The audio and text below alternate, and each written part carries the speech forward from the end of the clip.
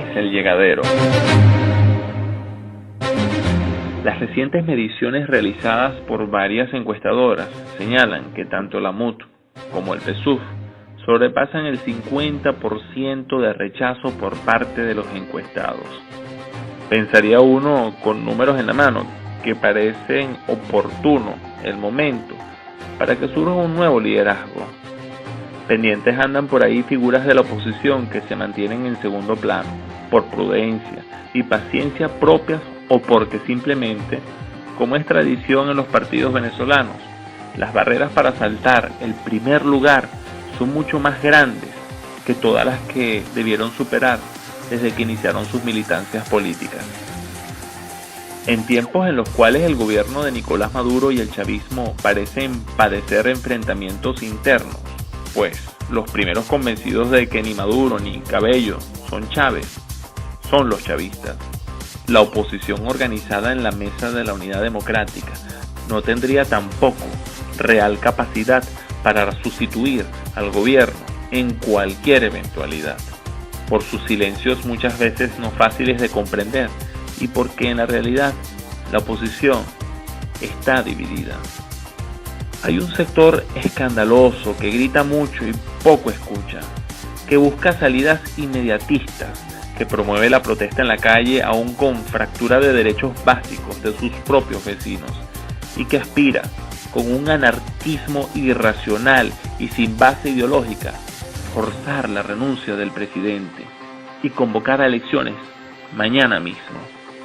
No vacilan incluso en tratar de justificar un golpe militar, cuya responsabilidad no asumen, sino que culpan al gobierno, sin entender muy bien los riesgos terribles de tales expectativas.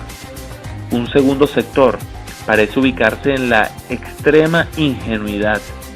Habla de una deseada, pero hasta ahora ni siquiera considerada, apertura del gobierno de Maduro a un gobierno de coalición entre chavismo y oposición. Grupos que se distribuirían las cargas institucionales para rescatar al país del desastre. Hace apenas unos días Maduro volvió a aplicar la filosofía de enroques de altos cargos entre su gente de confianza, negando llamados incluso a figuras internas del chavismo, y ha desatado una persecución de figuras relevantes de la dirigencia opositora. Claramente no está pensando ni de lejos en una coalición administrativa con la oposición. Una tercera posición opositora es la de los eternos niní, los que no están con Dios ni con el diablo, critican a parte y parte, no se identifican con nadie, se quejan pero no hacen propuestas que no sean reclamos.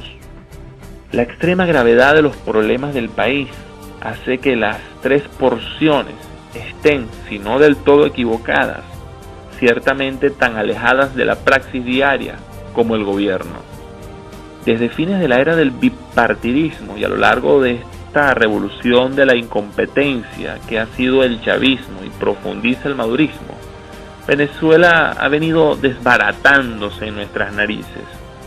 Es imposible olvidar que los grupos e individuos más resaltantes del país se convirtieron en opositores de aquel sistema que los partidos principales y los colistas no supieron qué hacer, que los medios, los empresarios y muchos políticos dieron respaldo público a Hugo Chávez. Buena parte de ellos, civiles y militares, ni siquiera supieron aprovechar en el 2002 los errores y la prisión de Chávez, y en cosa de 3 días terminaron peor que antes y con un Chávez y un chavismo repotenciados y rencorosos. El país va en picada económica, pero también nos vamos acostumbrando, eso es lo peor, a la baja de la disciplina ciudadana, al desorden de hábitos y abusos como diaria realidad, a la corrupción sin castigo legal ni sanción social, a servicios públicos que difícilmente pueden ser peores, al bla bla gubernamental como ficción de gobierno. Todas las encuestas coinciden en que el presidente Maduro y su gobierno están de capa caída, pero también que los partidos y propuestas opositoras mejoran como consecuencia del diario fracaso oficial, pero siguen lejos de ser mayoría.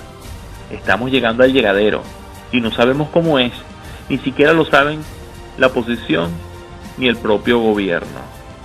Cualquiera de estas tres realidades están en camino y queda por parte de quienes están en el poder, chavistas, y la oposición, hacer de nuestra democracia ejemplo de lo que fuimos en otros tiempos y que nos llevó a ser un país próspero e inmensamente diverso.